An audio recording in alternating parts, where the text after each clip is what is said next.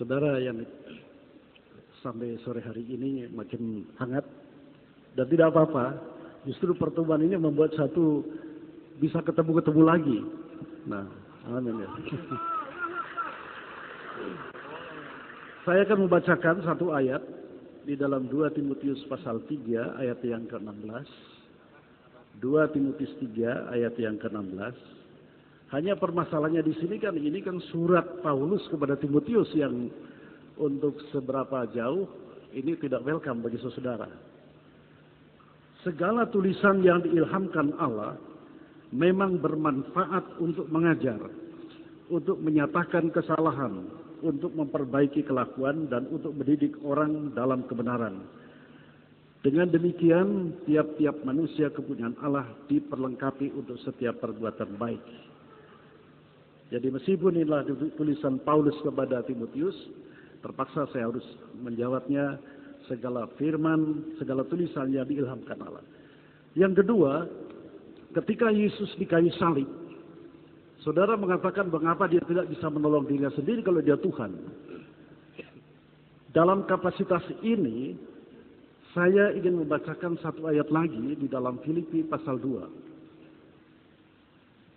Filipi pasal 2. Supaya kita mengetahui bagaimana siapa yang di kayu salib ini. Filipi pasal 2. Dan ini ayat saya imani meskipun mungkin saudara tidak berkenan. Pasal 2 ayat yang ke-8. Dan dalam keadaan sebagai manusia, ia telah merendahkan dirinya dan taat sampai mati, bahkan sampai mati di kayu salib. Dalam keadaannya sebagai manusia, bukan sebagai Tuhan.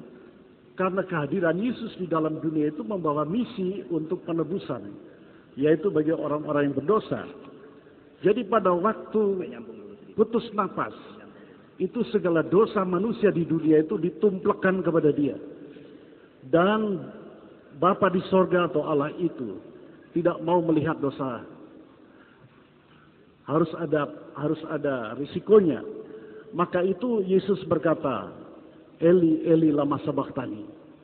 Tetapi setelah Yesus mengucapkan di putus nafas, dia harus menggantikan dosa-dosa atau manusia yang seharusnya harus dihukum, ditanggung sendirinya. Tetapi karena Yesus itu suci juga menurut Al-Quran dalam surat Maryam 19, maka ketiga hari telah wafat, dia dibangkitkan kembali. Karena bumi tidak mungkin akan menutup dia sebagai orang yang suci. Itulah argumentasi yang bisa saya sampaikan. Terima kasih. Sebenarnya Pak Muhammad Fattah, Pak Pendeta, semua dalil-dalil yang Bapak kemukakan itu tentang ketuhanan Yesus adalah mengacu kepada surat-surat kiriman Paulus kepada jemaat-jemaatnya di daerah yang berbeda-beda. Sementara kita baca dalam Kisah Para Rasul, bagaimana kesaksian Paulus itu, dia bertaubat. 3 kali dia memberikan kesaksian dalam Kisah Para Rasul. Bapak bisa buka nanti Kisah Para Rasul pasal 9, Kisah Para Rasul pasal 22, dan Kisah Para Rasul pasal 26. 3 kali Paulus itu memberikan kesaksian bahwa dia bertaubat dan sudah bertemu Yesus. 3-tiganya tidak ada yang akurat satupun. Bagaimana mungkin Bapak menjadikan rujukan dalil-dalil yang dari Paulus, sementara dia sendiri bercerita pengalaman masuk Kristen, menjadi pengikut Yesus. Itu tidak ada yang akur satu sama lain.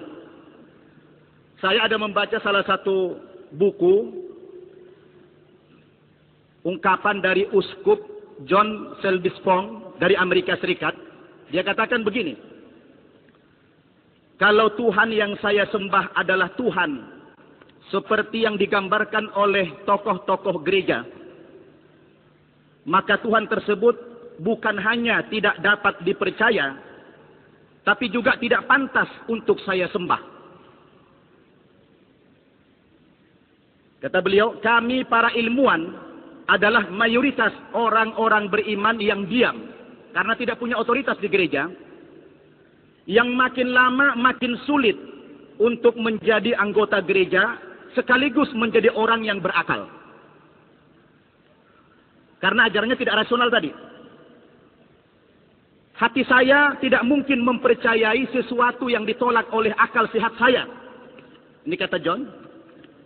Kemudian Profesor Gulder mengatakan, beliau ini guru besar ilmu perjanjian baru di Inggris. Saya terpaksa harus meninggalkan agama Kristen